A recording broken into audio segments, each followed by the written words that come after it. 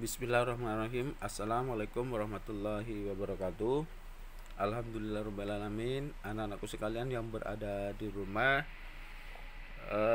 semoga kita semua tetap sehat walafiat dan tetaplah kita menjaga kesehatan dengan cara makan makanan yang memenuhi unsur gizi yang baik, berolahraga, kemudian tetap menjaga protokol kesehatan dengan 5M, memakai masker, menjaga jarak, kemudian mencuci tangan sesering mungkin.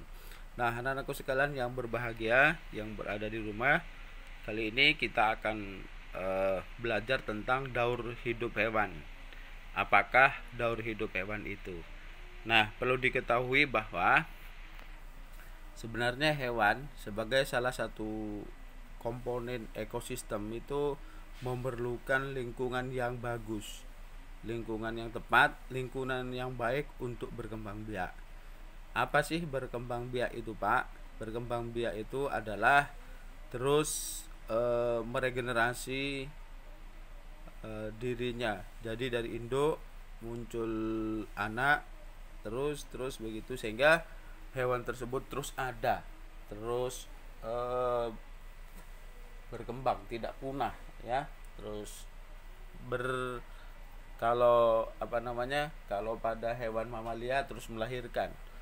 Kalau pada hewan yang mengalami daur hidup dengan cara bermetamorfosis, maka dia akan bermetamorfosis. Nah, sebenarnya perubahan ekosistem itu dapat mempengaruhi perkembangbiakan hewan. Setiap hewan itu tidak sama mengalami perkembangbiakan. Nah, ya, berbeda-beda. Nah, tahapan pertumbuhan dan perkembangan suatu hewan itulah disebut dengan daur hidup. Jadi kalau dibalik, bahwa daur hidup itu merupakan tahapan pertumbuhan dan perkembangan suatu hewan. Nah, itu. Kemudian di dalam daur hidupnya, hewan kadang-kadang mengalami bentuk. Artinya dari bentuk dewasa, kemudian pada bentuk fase berikutnya itu mengalami perubahan. Tetapi juga ada yang tidak. Nah, itu. Nah, itulah bedanya, dua perbedaan. Sehingga hewan yang mengalami perubahan bentuk itu pada tahap pertumbuhan dan perkembangannya disebut metamorfosis. Nah, misalnya kalau sapi melahirkan tetap sapi. Nah, itu tidak mengalami perubahan. Sapi melahirkan anak sapi, itu ya. Bentuknya tetap. Tetapi ada hewan yang mengalami perubahan. Nah, yang mengalami perubahan dari induknya itu disebut metamorfosis.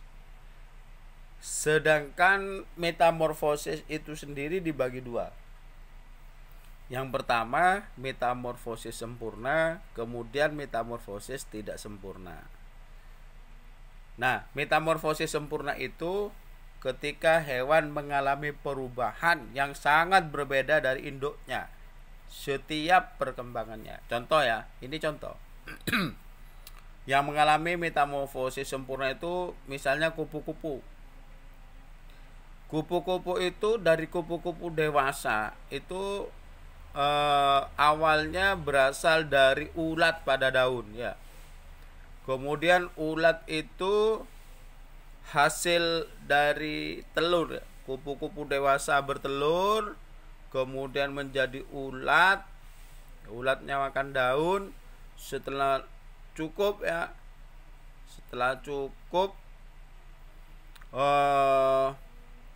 mencari makan, maka ulat itu akan menjadi kepompong, jadi pupa. Nah, kalau masih dalam wujud telur namanya larva. Setelah menjadi kepompong atau pupa, dia tidak bergerak, melekat di pohon-pohon ya, di pohon. Kemudian pada masanya pupa itu atau kepompong itu menjadi kupu-kupu. Nah, kupu-kupu kecil dan menjadi kupu-kupu dewasa. Itulah proses. Jadi dapat dilihat pada gambar daur hidup pada kupu-kupu. Nah, contoh lain metamorfosis sempurna itu pada katak. Katak bertelur atau jadi larva, jadi berudu. Kemudian berudu itu katak kecil yang berekor, kemudian menjadi katak muda, katak dewasa, dan seterusnya. Ada metamorfosis tidak sempurna, anak-anak sekalian ya. Metamorfosis sempurna tidak sempurna itu hewan yang mengalami perubahan bentuk tetapi tidak terlalu berbeda. Nah, pada metamorfosis tidak sempurna ini hewan tersebut tidak mengalami tahapan larva atau telur dan tidak mengalami tahapan pupa. Ya. Misalnya kecoa. Nah, kecoa berkembang biak dengan bertelur, ya. Jadi tetap bertelur, menetas, langsung menjadi kecoa muda. Ya. Jadi menjadi kecoa muda yang disebut dengan nimfa. Kemudian nimfa mengalami beberapa pergantian kulit sebelum menjadi kecoa dewasa. Tetapi ini tetap wujudnya kecoa. Ya, jadi bentuknya sama. Dari menetas itu bentuknya sama. Ya. Kecoa itu hanya mengalami pengerasan atau perubahan bentuk kulit. Nah, pergantian kulit itulah disebut ekdisis kebalik. Ini juga contohnya misalnya ya, ikan. Ketika ikan bertelur, lahirlah ikan. Kemudian menjadi ikan kecil dan ikan dewasa. Juga sama dengan hewan yang lainnya, kadal. Ketika lahir dari telur, lahirlah kadal kecil, ya, kadal kecil, kemudian menjadi kadal dewasa. Nah, anak-anak sekalian, kalian nanti setelah membaca ini dan sudah mengetahui contoh-contoh metamorfosis tidak sempurna dan metamorfosis sempurna, nanti kalian diminta untuk mencari tahapan perkembangan hewan. Jadi Pak Ali langsung kepada apa yang harus kalian lakukan, yaitu di sini. Nah ya, kalau ini tidak perlu kalian lakukan. Ya. Nah, ini. Ayo berlatih. Carilah perbedaan dan persamaan antara daur hidup hewan yang mengalami metamorfosis dan hewan yang tidak mengalami metamorfosis. Pak Ali sudah tadi jelaskan apa hewan yang mengalami metamorfosis, apa yang tidak mengalami metamorfosis. Jadi kalau hewan mengalami metamorfosis itu mengalami tahapan perubahan bentuk, ya. Ya, kemudian kalau tidak bermetamorfosis berarti tidak mengalami perubahan bentuk. Contohnya sudah jelas di atas tadi banyak ya. Kemudian carilah perbedaan dan persamaan antara daur hidup hewan yang mengalami metamorfosis dan hewan yang tidak mengalami metamorfosis. Kemudian yang kedua, jelaskan dan gambarkan daur hidup salah satu dari hewan berikut. Maksudnya jelaskan gambar daur hidup, membuat gambaran bagan. Jadi misalnya katak, kemudian tanda panah ke kanan telur, tanda panah ke kanan menjadi berudu, tanda panah ke kanan menjadi katak kecil, menjadi katak dewasa, dan seterusnya. Nah, ini silakan ada 3 hewan, dipilih anak-anak sekalian, gambarlah daur hidup. Jika kalian masih ada kebingungan, silahkan boleh menggambar berdasarkan sumber lain. Misalnya mencari contoh gambar daur hidup hewan di internet. Pak, apakah boleh memilih hewan lain selain ketiga hewan tersebut pada gambar?